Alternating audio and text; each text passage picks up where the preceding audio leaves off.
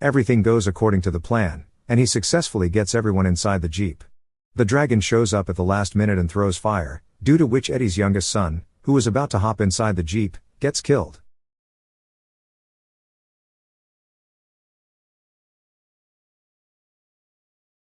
The film begins with a little boy named Quinn, who's shown up at a construction site where his mother works as a construction worker. He wishes to meet his mother, who works in an underground construction program.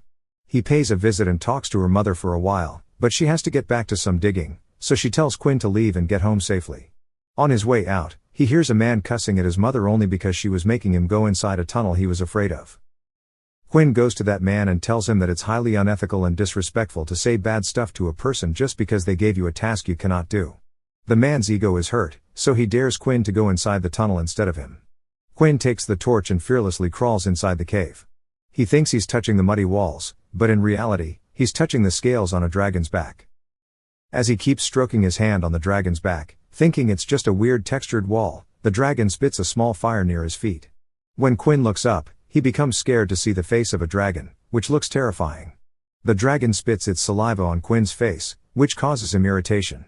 He immediately arrives and informs everyone of the dragon sleeping inside the tunnel. His mother believes him after seeing his condition, but the men don't believe him. The men make a group and enter the tunnel to see if there is a dragon in there or not. The men somehow offend the dragon by spitting a large fire, wiping out their existence. The fire starts coming out of the tunnel. Slowly, everything starts catching fire, which makes Quinn and his mother run for their lives. Quinn and his mother take the lift to get back on the ground, but unfortunately, the dragon comes out of the tunnel and attacks the mother-son duo. The lift hits the ground with Quinn alive and his mother dead. It is then shown that the dragon's first appearance at the construction place was witnessed in 2010. Since then, the dragons have taken over the entire world and have reduced the population to a dangerous extent. The majority of people who were weak or unskilled happen to die within the coming years. In contrast, the strong ones survived and fought dragons for a living. This brings things to the current time, where fewer people are left on Earth. Quinn, a grown man now, is the chief of a minority group in London. He has made an underground slum where he gives refugees to needy people and provides them protection from the dragons. Quinn has befriended fewer guys that help him lead the slum. The people are only allowed to go out on the ground when they have to work in the fields or harvest food. Quinn and his people have crops outside from where they fulfill their basic food needs. One day, a guy named Eddie from Quinn's domain rebels and demands to leave. He blames Quinn and his poor food arrangements for the death of his wife and daughter. He wants out because he doesn't want the rest of his family to die of starvation. Quinn doesn't grant him permission, saying it's more dangerous to survive alone than to stay protected under his small community. Besides, he promises to provide more food once the crops are fully ready to be harvested. Till then, he requests Eddie to compromise. Eddie acts cool before him but secretly steals Quinn's Jeep keys. At dawn, he sneaks out of the underground slum with his family and some people on his side. They head to the crop field to get some food. Unfortunately, the security speculates a dragon's arrival in the fields. Hence, they ring the alarms in the field and the slum. Quinn and his associates wake up to the alarm and become alerted. Still, they realize Eddie and his family are missing. As much as Quinn is angry and mad at Eddie, he's also a leader who has to look after his people. He decides to go out to save Eddie and his family because he knows they cannot survive alone.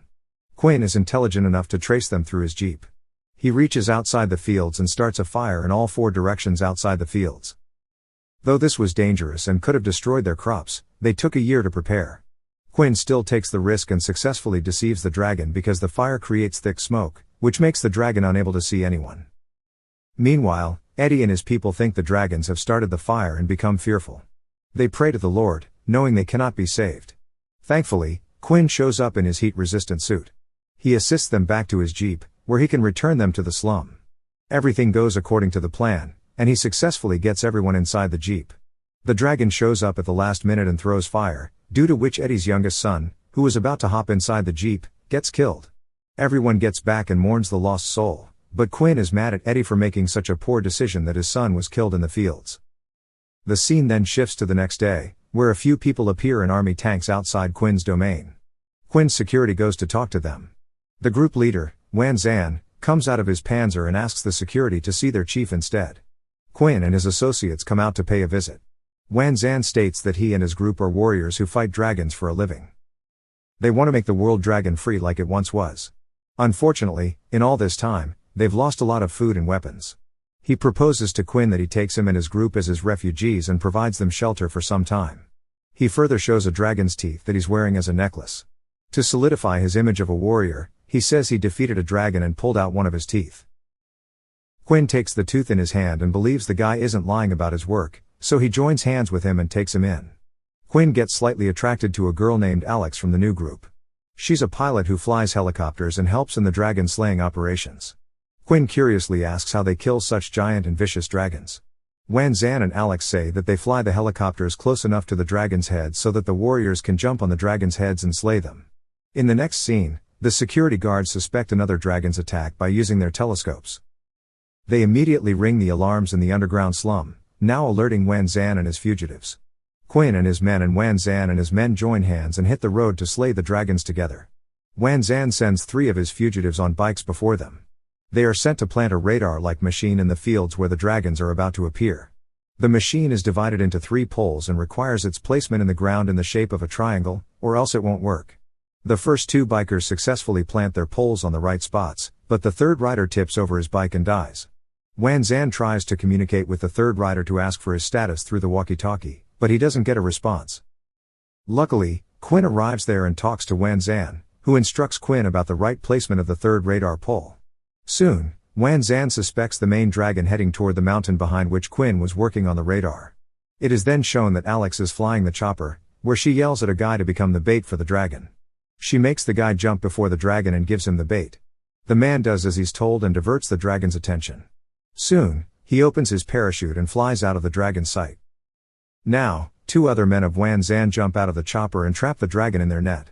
The dragon appears to be stronger and breaks their nets easily. This was something Wan Zan's people had never faced before. They try to tackle the situation, but the dragon eats one of the 2 men, and the second one doesn't get the chance to open his parachute, so he dies. Subsequently, Wan Zan informs Quinn of the situation and tells him to leave the place since the dragon is headed in his direction. Quinn gets back on his horse, but the dragon chases after him. Wan Zan takes over the situation and fires a bazooka toward the dragon. The dragon gets severely injured and slowly dies. Whereas Quinn and his people are happy, Wan is upset because he lost 3 warriors to this dragon. There, he tells his real plan, to slay the only male-dominant dragon to stop the dragon's population from growing further and start slaying the female dragon so they can permanently get rid of the dragons. He asks Quinn to join hands and give him his people, too. Quinn bluntly denies it and says he cannot endanger the lives of his people. Since Wan is desperate and truly wants to free the people from the ruthless dragons, he goes to Quinn's people himself and gives an emotional speech to get them on his team. During the speech, his eyes become teary, indicating he is righteous. However, when Quinn learns about Wan's direct encounter with his people, he takes it wrong. He assumes Wan is trying to brainwash his people. He picks up a physical fight with Wan's aggression. Still, since Wan is super jacked up, he overpowers Quinn and gives him some solid fists that he had never tasted in his life before. Alex, despite being Wan's associate, feels bad for Quinn and provides him with medical aid. During their opposing time, the male-dominant dragon arrives, setting fire to Quinn's entire domain. The dragon doesn't stop spitting fire until everything turns into ashes. Quinn is helpless, but Wan and his people help him save the woman and children. They take everyone to a safe place. This horrific incident changes Wan and Quinn's opinions about one another. Wan apologizes for putting his people in danger because of his arrival. Quinn is thankful to him for saving his people. Quinn vouches for Wan's plan and decides to team up with him. However, he hands fewer people left to his domain's most trustable and responsible young man, Jard. He advises Jard to look after the people and always protect them no matter what happens. Now, Quinn leaves with Wan and Alex in their helicopter. They reach the central point of London, where hundreds of small dragons are circling over the historical buildings. Unfortunately, the trio has yet to make a plan to defeat the main dragon, so they argue. Soon, the dominant dragon shows up and scares off other mini-dragons. Quinn people become relieved to see this because they will no longer have to waste their energy on the small and unimportant ones. Now, Quinn confesses that he knows all the underground shortcuts to reach the middle of London without them getting noticed or attacked by any dragon. The trio goes underground and reaches a point that's the main tower. They send Alex out as the bait. She lures the dragon toward the tower, where Wan uses a crossbow to throw a bomb inside the dragon's mouth. Unfortunately, he misses a shot that doesn't kill the dragon but only makes it angrier. The dragon opens an attack on Wan, but he dodges it. He takes out his axe as his last move and jumps off a dead end, hoping to chop off the dragon's head, but instead gets eaten by the dragon. This leaves Quinn behind. He gets his hands on the crossbow and shoots the bomb, but the dragon sees him and starts chasing after him. After a hard chase, Quinn luckily gets his hands on the weapon and shoots the bomb, aiming toward the dragon's mouth. His shot doesn't miss and goes straight inside the dragon, thus killing it mercilessly. The scenes directly cut to the part where Quinn and Alex are seen building a new community together in a place that has become completely dragon-free. Thank you for watching. Subscribe for more videos like this to help the channel out. Have a nice day.